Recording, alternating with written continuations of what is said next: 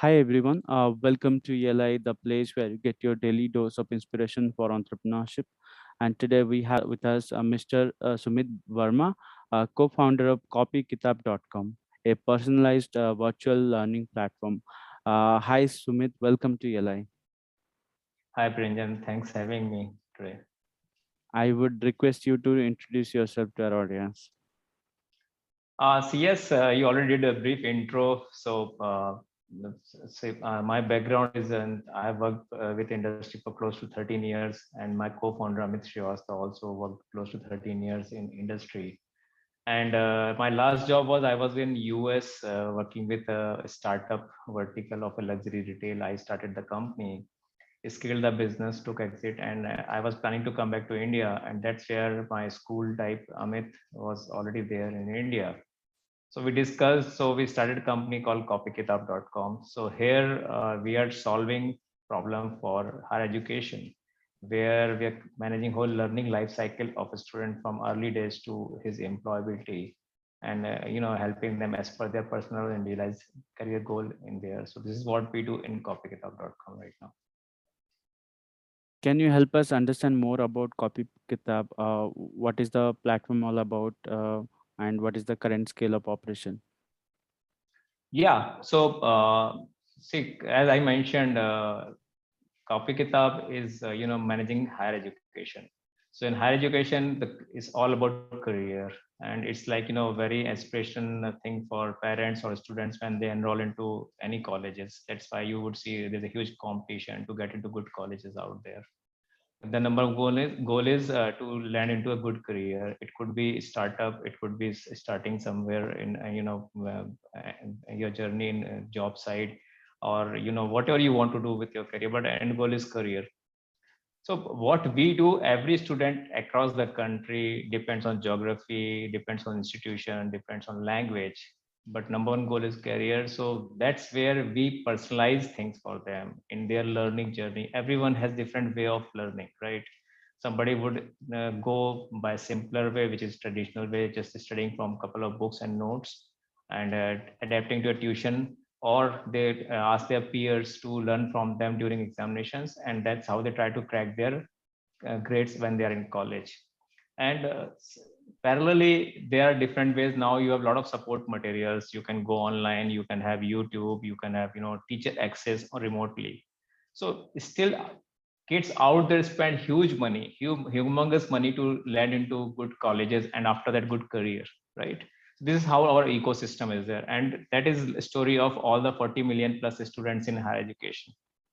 And you could relate with your own journey, Priyaranjan, when you were in college, right? And this is the dream for everyone. So what we do on Copy Kitab, to make it a personalized journey, the way you study from.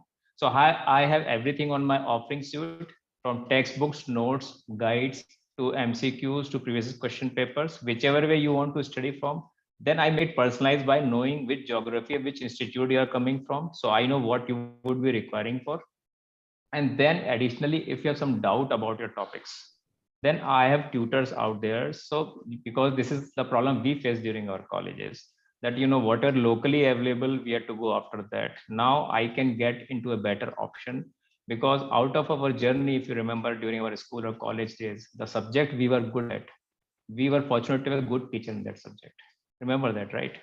Suppose I was good in mathematics or physics, so I was fortunate to have have good teacher in physics and mathematics, and I Right. thought I did it, but I was having a good teacher who made it interesting for me. So now when a student is not good into that subject, and eventually he or she loses interest in that subject because of so scattered content, so scattered support material out there, and then tutor support. So what happens, it affects eventually their employability, and we call it very plain way, our education system is broken, right? But these are the basic things out there, because that person lost interest in education because nobody was there to make him or her excited and make it convenient for them while they were learning. So understanding all this problem I just mentioned about, what we are doing is we have made it structured using technology, and it is made accessible to the students sitting at home wherever they are. But it's kind of curated content, whichever way he or she wants to have, which part of that they want to have, and then supported by a problem solver for them. So this is how what we do in Copy Kitab actually. Would be very curious to know what is the meaning behind the name, and how did we come up with the name Copy Kitab? Okay. So for all North Indians, including you, right? We are from Central India almost. So I would say it is very easy when we call day one copy kitab le liya, right? This is generic term when we start a session, academic session. So it's not start a COPY, but like that's why we started use, because we didn't want to use COPY, but we use KOPY on copy kitab name. So which sounds very, syncing with learning out there, because when we are saying copy kitab doesn't mean just physical stationery and books. When we mean they are starting your learning journey, right? So this is syllabi of that, like, somebody is starting that, learning journey and talking about copy kitab. So this is how we thought, like, it should be very catchy, easy to pronunciate, easy to recall, and it should relate with, resonate with your learning in the whatever curriculum you are. So this is that's how we kept it very simple for name. But in South India, a lot of time people are not able to relate with Hindi word, but now they started understanding when I explain them, or when they come to know that, like, so end of the day, people understand it. Fair enough. Uh, can you help us understand what is the current scale of operation at Copy Kitab? So we have couple good interesting matrices I am about to share with you. We have 8 million downloads, right? We have 6.1 million registered user base. We have close to 3 million monthly active users on Copy Kitab platform. We have presence. 97% of our traffic comes from tier 2 and tier 3 cities in India, which is called Bharat. I Mm. myself work in FMCG industry. With Coca-Cola was my first job. Then work with 3M India, both in FMCG division and early days of these companies. So my learning was, you have to localize your product and reach out there and think about Bharat. So as of now, when we're talking about Bharat, FMCG companies already had evolved in their previous, a decade back, that without rural presentation, they won't be able to grow and scale. So keeping that in mind, I already, when we launched this company, we thought, like, these are the bigger problems in tier 2 and tier 3 cities in India. Students out there have very high aspiration but limited access of stuff I just mentioned about. So whatever we do, it should be very simplified for these students out there, and they have bigger problems. So we are able to reach out, and that's where 67-68% traffic coming from tier 2 and tier 3 cities. And in addition of traction, I would like to say, besides metro, we are getting all close to 5% traffic coming from overseas. So these all numbers is being done organically, Priranjan. So we are very proud of our team who has done everything organic. We haven't spent a single penny to acquire these users. And this is the power of giving something what they are looking for and offering them, and that's how students are coming on our platform. Okay. This is a huge scale of operation, and reaching here organically, I am sure it is an interesting journey, which we will talk about now. Now, take us through the evolution of the both platform as a and the company from the day one. How did the initial product look like, and what was the idea initially? So initially, idea was, when I came from US, and me and Amit were discussing about it. So we thought, like, the biggest problem is getting the textbooks, and textbooks tend to be very expensive, or huge market is being governed by used book photocopies, and still people are not sure of what they want. It is available to them. Number one. Number two, when they are lost in this, overwhelmed with this kind of content they are looking for, they might not be able when they need it actually. So these are the two bigger problems. And third is, they try to save the money on that. That's why you go for photocopy and use book market. So what if we are able to manage it for them through technology and make it accessible and affordable for these students? That was the idea initially for reaching out to students. And we thought, like, we should go out and partner with publishers, because they know the market better than us. They have been there for last 5-6 decades, and they understand the market. And I thought it will be very easy for us to go out and go to publishers. Hey, we are launching this company. Why don't you give me your content? But this is their intellectual property. I didn't realize it would be that much tough to get asking their IP, and then developing the whole revenue model around it, because there's nothing existing in India at that point of time. And then convincing them to hand over their IP to us in soft copy, because you remember, like, people already burned their hand in terms of music company in form of MP3 CDs. Hmm. When it is digital, people are concerned about their IP. So there's nothing existing that point of time there, and we had to convince about, I have a known face in publication industry per se. Hmm. Nobody knew me, so I had to go personally. And it's interesting to share, Praranjan, there was a publisher I had to visit, exactly 100 times. Exactly 100 times. I had to tell him, sir, I am here today exactly 100 times to sign up with you. So it was that tough to convince these guys while building the business earlier days. And we thought it would be very easy to get content and start selling on a platform, but it took us some time. And after so many years, we realized like it is something tougher than what we thought of, and we are proud that we built that thing. So idea was to build a pull and supply platform where a student come and access whatever relevant for their requirement, and they can have it any part of the country, and they can have access. And we can have sachet side also broken down into chapters, so they can buy or rent, because the number one goal is to have accessibility and then save money on that. So how to make it economic for the students, which is as cheap as a cost of samosa, for example. So this is what we did in earlier days, and that's how we started actually. And how did you onboard the users? So, if you can share with us, how did the first uh, 10,000 users came to the platform? Yeah, it was a bit of a task for us, to be honest. If you remember a couple of years back, it was all about how many users you have on a platform, how many page views you have in a platform. So while we started with publishers, we took a two-pronged strategy, tying up with the publishers on supply side and knowing the different geographies in India, what is most sought for and what are the categories there. So we thought like we'll reach out to campuses, universities, colleges, and we'll offer them our catalog for their access, and they'll tell us what all they exactly need, what kind of titles, what authors, what publication they might need to have, and in addition to that, what additionally they want. So what happened while doing that, we had all the know-how and we started accumulating content. Then we realized, we started reaching out to investors, and the hype was around B2C. And why we were not able to B2C? Because we didn't have money. So we were doing institutional approach and making some money to make the company survive, right? And then we, after raising our first seed round, we got some money, and we thought like now we can pivot to get to into B2C module. And that's how I'm giving you background to answer your question in brief, right? I stretch a bit. But to reach on that 10,000 users, we didn't have money. Then me and Amit decided, since we don't have money, to whatever we have to figure out, we have to figure out a way to acquire students organically. And we saw introspected on our strengths. What strength do we have as a company? So we thought like we have huge supply of content. We have the rockstar titles which people could relate with. So Amit and his team was very good into SEO and SO.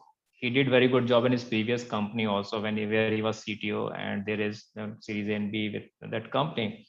So he knew pretty well about it. So he said like, let me try on SEO side, and that's where we start focusing on SEO. Though it takes time, but when we invested on time on these things and focused on key things geography wise, so we focus on what we'll focus on one pocket at a time, Okay. what kind of geography we are going about, and then we focus on SEO according to that. And that's how that those keywords, and then we start getting traffic coming. When people start searching on Google, they start landing on Copy Kitab page.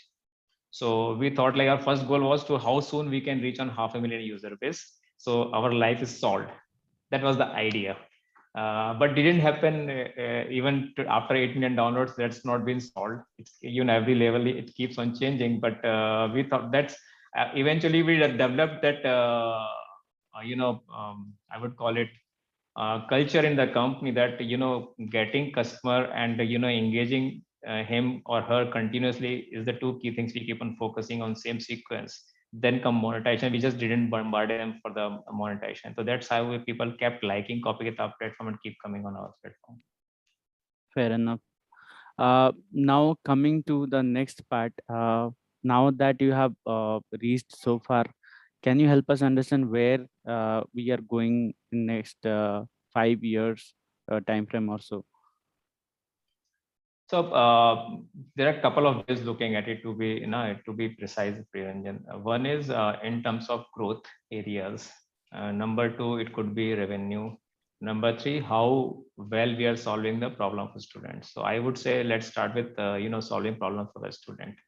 So number one goal is, each student in a higher education, irrespective of geography, should be knowing about Copykitab platform, accessing our services. That is number one goal. And we do have great traction coming from overseas. So we eventually, that's why I said, like, globally. This number one, while doing in India, obviously India is a huge market, one of the largest population, but platform is ready and you have to just personalize in different geographies. So this is number one, solving problems for students. Number two, in terms of growth numbers, so we want to have by next 5 years, we should be having close to 80 to 100 million students across the globe coming on Copykitab platform. This is what we are looking after. So this is something we are aspiring 10x growth on our platform. Number three, in terms of revenue, it's pretty early because every month or every 6 months you are seeing, expectations are changing from the market, and user base and size is changing. For example, in India, last year we did close to $500-600 million in terms of revenue in whole ed tech, right? Mm. Now we just see higher education, which is our domain. It's been forecasted to $1.8 billion for Indian market by 2022, but as research by Omidyar study. So for us, we want to be a chunky player because as of now, we have leadership advantage in this whole higher education category. So we want to be, biggest player, taking major chunk out of that when people are investing so much on that. So I think we will be changing that scale year on year basis. So 5 year, I would say for a startup, it is too early to forecast 5 year because we live on year basis. So when the market is so huge today, students spend close to, in India itself, I'm talking global. In India itself, is to higher education spends close to $20 billion in unorganized sector, like for same category what we spend, what we are playing into on content, tutorials, and all that stuff. So just fraction of that is huge, but we are not saying that this is what we are going after. So I know what I'm going to do this year, I'm going to do next year, versus not forecasting of 5 years. Okay. Uh, can you tell us different? Can you tell us about different pivots that you did over the years to your venture? Yeah, we had to do twice. First thing we did in early days, which was short after we launched our textbook renting platform. Like there's a company in US, I'm sure you would know about Chegg.com, CHEGG, Right. Chegg.com. So since I was coming from US, so they were doing book renting, physical book renting. And we thought in India, because of photocopy and used book market, which is which covers almost 80% of education market, we should be doing similar Indianized version, because India you have a lot of scattered in terms of like inclinations and different regional players and languages. So we thought like we'll Indianize this model, and knowing that turf, it will be easier for us.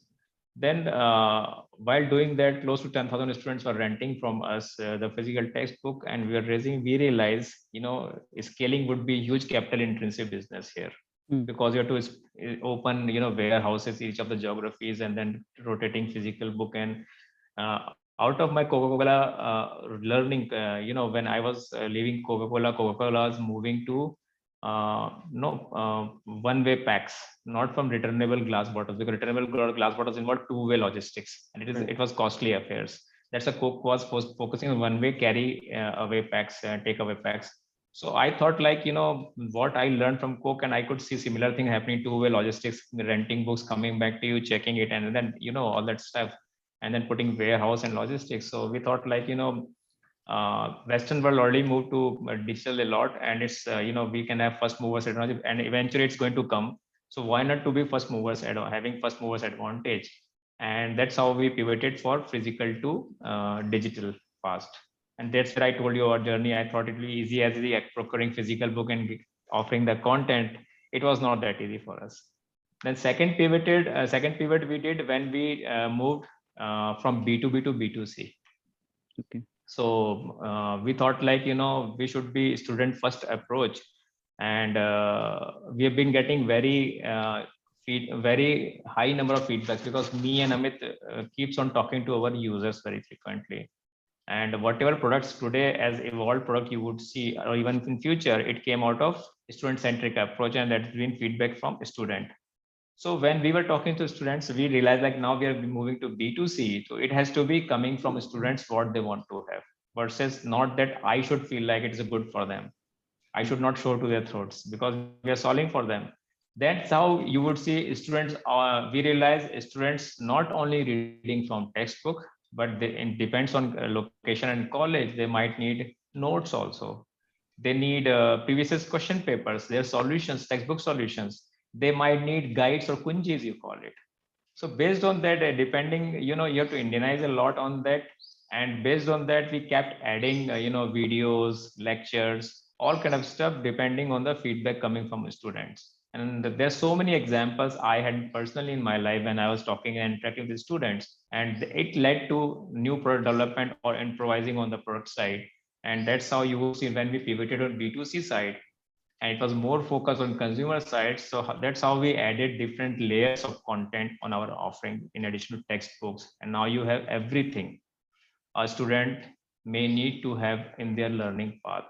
And that's how even tutor evolved after COVID hit on the platform. So this is a, long answer of your short question on pivoting. Actually, I should tell you why we did it. What is the North Star metric that you follow at your company? Or is there a single metric or there are multiple metrics that you track? So, Ranjan, we follow three matrices internally. One is mm, we before I just name those matrices, we realized like we'll be focusing as a company's DNA, we'll be focusing on sanity, not vanity. So we decided we'll not be calling our revenue in terms of GMVs and all that. We'll see how much money coming to our accounts. This is what revenue we call. So number one metrics, we focus on customer acquisition. So since we figured out how to acquire users, we kept focusing on that. We should not lose sight on that, right? Number two is engagement. In education, it's very important to have engagement, because if you see coming times, as edtech is taking a lot of noise and a lot of action is happening in edtech after a pandemic, it's very important to focus on engagement, and a lot of people shy away discussing that number. And we decided this is very important, because that's the only way to grow on Mm. e-commerce model, rather than calling and selling through your uh, army of salesperson. So this is what we focus on, engagement side. So if I'm able to engage after acquiring, if I'm able to engage, it would be comparatively easier for me, though it's never easy, but it will be comparatively easier for me to monetize it, right? Mm. So because he or she is already engaged on my platform, that is number two. Number three is monetization. Okay. So these are three matrices we keep chasing in same sequence: acquisition, engagement, monetization. So we keep tracking these three numbers, and that's what we everyone in the company keep focusing on, that whatever their KRAs are. Mm. Got you. Uh, Now would be very interested to know about your team, and specifically in the context of how such a lean team. I took the liberty to check your LinkedIn account, and I see 57 employees for the of the company, and that is such a small team handling 3 million active users on the platform. And I have worked with the tech companies, and I think that is a very efficient team that you have. Now tell us how you have organized it and where did you find them. So you're right. We are a very lean team, Ranjan, and we decided consciously about it, because we focus that quality versus quantity. And I'm fortunate that I have very good co-founder with me, and we complement each other on the skill set. He's pure techie, right? And my background is sales, marketing, operations, and building the businesses. And we complement each other. So we thought like we complement, we understand what we are into, and we'll focus on respective verticals of the company while we're building the company. And we thought, like, we'll try to have good people with good attitude, right attitude, who want to really make difference in the industry, not just a job for them. And then after me and Amit, we decided this is how a startup DNA is being defined. So it's very important, whoever coming to your company, they should be feeling it is their own company. And that's how my whole is, I call it Copy Kitab family. So our whole team is, is part of a small family where we try to deliver best with the right attitude and what problem we are solving. Of skill set is something, you while you're hiring, you can see, okay, this is tick mark is there, he is qualified or she is qualified for this skill set.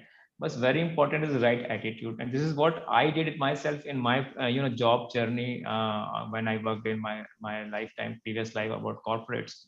And I'm still loyal to my previous companies because this is what I decided. I was fortunate to have very good leaders whom I learned from.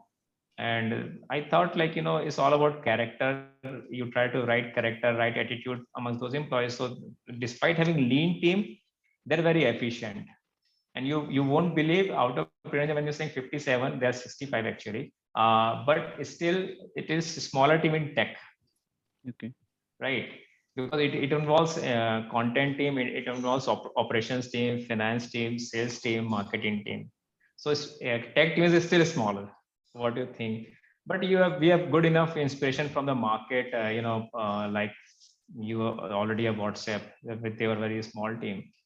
So important is to make very good and simple technology where your target audience find comfortable to get acquainted with, and right set of people. So we don't rush on hiring people. And believe you me, we always have this debate internally that we are short of hands, we are short of bandwidth. And and in present scenario, when we are reading so many news around us, so getting right talent is still challenge. And this is a challenge we came in industry for, so you'll be facing challenge always. But more importantly, to get that one right person coming on board and joining on your vision and goals, what you're going after, and building this great company you aspire to be. That is more important for us. So this is what we are trying to do. So we keep building the manpower numbers, so we can avoid it. But yes, we can have good team and good members coming to a family, and helping to grow as a company. So as we scale, for pretty sure I mentioned about overseas India, but eventually good people would going to solve it. And this is what we. Okay. Uh, Now coming back to the last aspect that we have for a venture, that is the finances. Tell us, how have you managed the finances over the journey? Have you raised funds, or the revenue margin is good enough to sustain the business model, or how is it? So yeah, unit economics is one of the most important thing, I would say, because lately I have been in interaction with a couple of startups, and one important thing is, in addition to your business model, what you're going after. It's very important to look into unit economics. I was fortunate to have good early days, investors and friends, which kept me aligned with this basic things. So one was, keeping myself focused on unit economics. So we are working very decent margins. So when we had tighter days, we were fortunate to manage our revenue. That is number one. In terms of fundraising, yes, you need to have fundraise. It's very critical to have capital to grow. And it's like, if you have a basic petrol, or if you have, like, a gas where you can fill in a Lamborghini or Ferrari, so you can get at that space. So that's the basic difference. But you have to have that Ferrari or Lamborghini ready for that. So once you fill in the gas, right, so you can fly off pretty faster. Or even if it is a jet, depends on what vehicle it could be, but you have to prepare that vehicle or that infrastructure first, so that once you put that gasoline or gas in that, you're ready to fly off. So capital is important, but you should not think, this is my a piece of advice to young entrepreneurs. You should not think like that, okay, you will start company, you will get funded and your life is solved. every level you have different set of challenges. More bigger you become, bigger you might have bigger challenges. But important is, you are in right path with right margins, right unit economics, and right direction. And try to do one thing at a time. Don't do multiple things. You have to know what you don't want to do, versus you get carried away with so many ideas when you start up the company. So try to avoid that. Okay. Now we'll go into the personal side of being an entrepreneur. Tell us why entrepreneurship, why you have chosen to become an entrepreneur when you had a very stable career and very good paychecks, I'm assuming. Yes, you're right, Pranjan. I was fortunate to have worked with, I mentioned top two companies in the world. Then I moved to luxury retail, which was a startup. And luxury, so, fortunately, I had all the luxury all around me. I was in all the exotic places in the world. So besides salary, earning in US dollar, is getting spoiled in lifestyle, um, but internally, and I was, fortunate.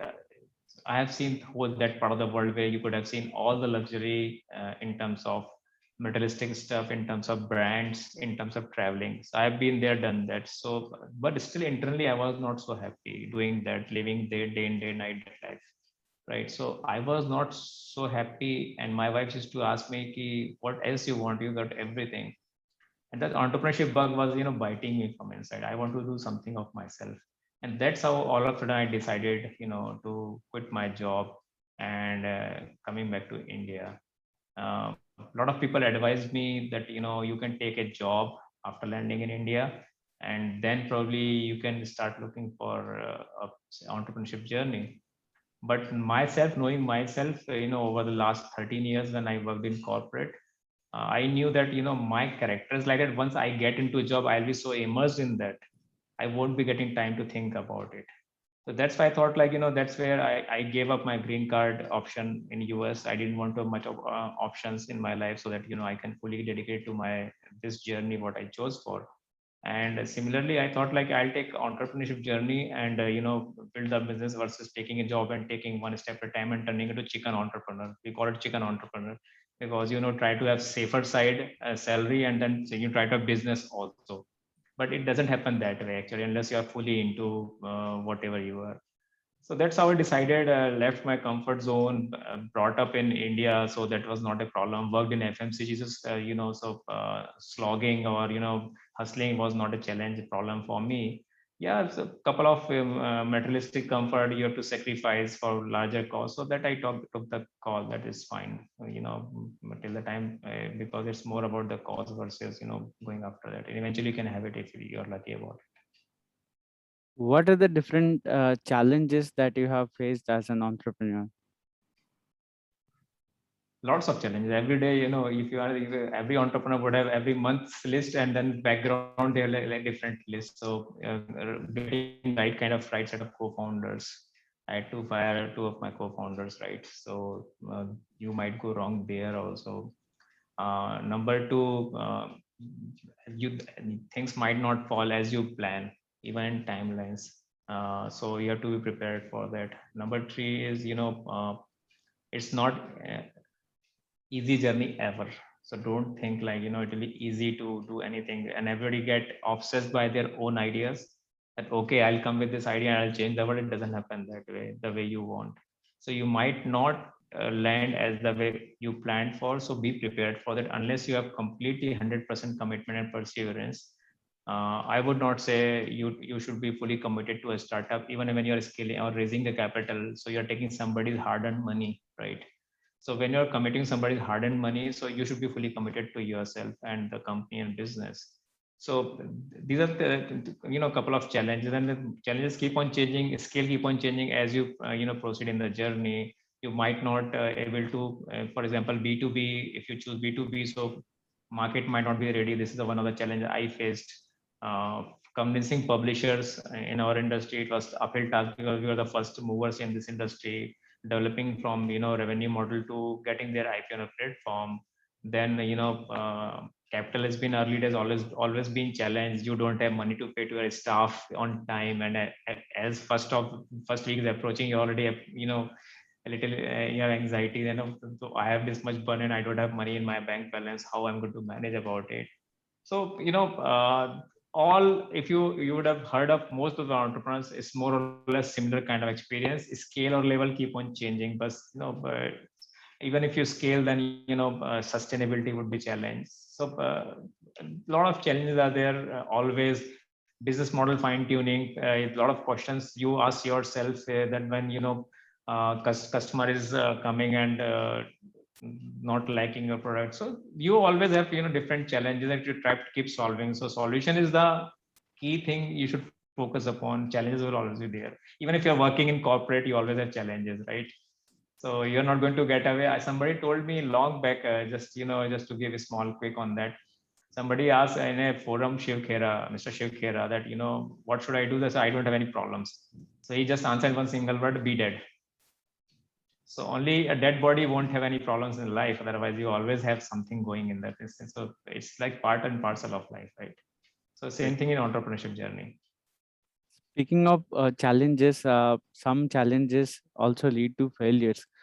Can you share with us some of the biggest failures of your entrepreneurial journey? See, failure is something we take very close to our heart in India. As our ecosystem, we don't like people who have failed. For example, perceives in, especially in entrepreneurship relevance in Silicon Valley, when people are failed, the industry still embraces them because he has learned something. Hmm. And our thing, my early failures I would recount is, one was early days failing on right co-founder level. I was not able to have a right co-founder. So this is where I failed, and I lost some time in early days of Copy Kitab. Number two, I thought, that when we are trying to do something, people are not able to understand on other side of the business. For example, when this action was not there about whole noise about edtech before pandemic, it was very hard to convince even investors that what business we are into. Similar businesses across the globe were able to raise capital, decent capital, and I was failing chance. So my failure, second failure was I was not able to convince them of it. It is my failure. It's not about them, because every time a new business model comes in industry and you try to explain them, and a lot of smart people are able to convince people about their dream and vision. So these are the two failures which I think is at my personal level while building this company, that right time I wasn't able to convince, and second first was not getting right set of co-founder in early days of business. Okay. Can you tell us what is the meaning of entrepreneurship to you? How would you define the term entrepreneur? For me, to be honest, as I mentioned, like when I was doing and when I was having very glamorous and high flying lifestyle, still I was not happy. So it is, for me, it's like living my dream, right? I'm doing where my heart is. I'm not unhappy every day. I get up every day and I'm happy and I'm charged to do something, right? Which I always aspire to be. So entrepreneurship is something I've been dreaming of, and I'm living what I wanted to. So it's, as they say, like, it's more important to enjoy a journey versus destination. So I'm really enjoying my journey, and this is all entrepreneurship is all about. Entrepreneurship has given me actually. Okay. And I have one last question for you, the final question. Tell us about the learnings you have got as an entrepreneur, which we can take away and apply to our ventures. And more importantly, we don't have to go through the same learning process that you have gone through. Exactly, a couple of points I can highlight right now if you're starting your business. And some of the pointers might be from Indian ecosystem also. So number one is, do something which you are good at. Very important. Whatever business you pick, you should know the industry rather than going and trying to acquire the industry knowledge, because it kills you a lot of time.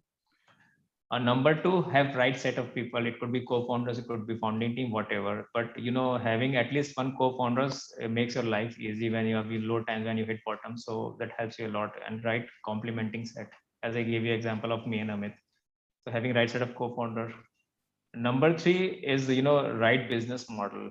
Don't think like it will evolve by itself or you start doing something. Have your business model very strong and tight, and show basic correctiveness on that in terms of unit economics, what you're going for after. And don't think like, this is a multi-billion dollar market and I'll make some percentage, so I'll be multi-billion dollar company. It doesn't happen that way. And number four is, when you're building it, you have to keep track with your consumer. It's very important. You have to see people are really liking it, or you have to push to sell your product. They're two different things. Push versus pull. So that is very important for us. Number five, don't think that you will be out in market, you will raise capital and it will solve everything for you. Number one is, part of that, and it's not that easy to raise capital. Even if you raise capital, it comes with a lot of responsibility to deliver on your, to your board, on your investors. For example, for me, I am very fortunate to have very right set of investors who have been very inspiring, and they keep helping me, and they've never been like micromanaging. They gave me all free hands, and still uh, they they wanted to see I'm doing right things. And if you see my investor and board member, you would realize about whom I'm talking about. Very big names and good names I do have on my environment. So right set of investors also very, not just taking capital, but whom you are taking money from is also important. That right capital coming from right people who help you to grow. So just don't think you will raise capital and it will solve your problem. This will comes with lots of responsibility, and you have to be responsible for that. And number six, lastly, is be there for long term gain, long term game. Don't think I will come and next 2 years I'll make this and I'm gone type sale. So it's very important to be committed for long term, because a lot of outcomes which you can't control out there. And be committed to the business, that I'll go with the flow, but I'm here for good and I'm going to make it big. So these are a couple of things which every entrepreneur should take. There's a lot of internet gyan would be there out there, what startup should founder should look for in this thing. But out of my personal space, couple of these things, there might be a few more things which I might miss out right now, but these are basic things one should look for. That am I ready for that? It is not going to be easy, and everyone dreams to be entrepreneur. Like for example, you are yourself entrepreneur and you might be facing a lot of challenges, but sitting here I would say, wow, what a glamorous job Priyanjan has, sitting in a studio talking to a lot of founders, and people knows him and all that. But your pain. So likewise, you should be committed, and when you are there to make challenge face challenges and make it out big, you should be committed and should not call it off very easily. So these are a couple of things you should be committed for, and just follow your heart for that. If your really heart is there, and just don't jump that, okay, I'll make money, that's why I start a business. That is not right actually. So there are a couple of things I want to mention about. Well, I think it was a absolute pleasure to have you here at ELI. Thanks for your time, Sumit, and I would say my best wishes for Copy Kitab. I think you are building a very solid business without making a lot of noise. Yeah, it's all about solving real problem. Our customer knows about it. That is more important for us, Kiranjan. So thanks for having us and discussing. I'm sure it will help a couple of people who hear us, and I'm always there to help any young entrepreneurs who want to jump on this journey. So we can certainly help. Thank you, Sumit.